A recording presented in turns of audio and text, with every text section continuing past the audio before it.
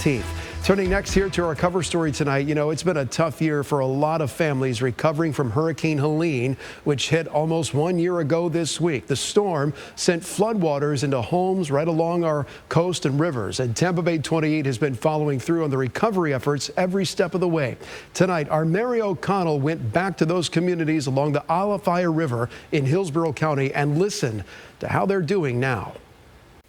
Almost a year ago on this very street, you could easily spot Hurricane Helene's aftermath with debris piled in front of houses.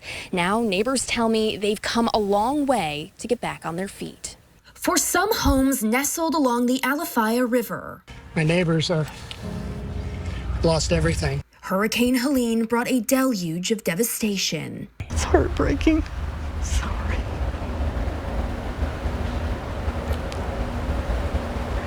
I just don't know what to do.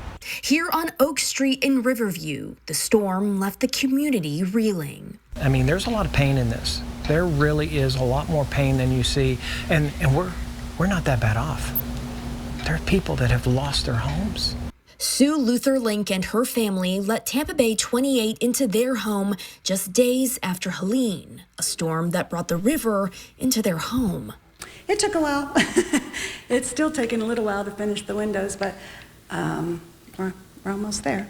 I went back to her home again, now nearly a year later. Little at a time, one would get done and the next one would get done, and I think we only have one more house on the street, maybe two, that aren't finished. Nick Clark lives a few houses down. It had never flooded here in history before. We ended up with like 2 feet of water in the house. But he shared there were some lessons learned along the way. I went and made, kind of my DIY version of makeshift flood barriers. So now instead of just putting up hurricane shutters, I get to also install flood barriers. Families rebounding while trying to stay ahead of any storm. In Riverview, Mary O'Connell, Tampa Bay 28.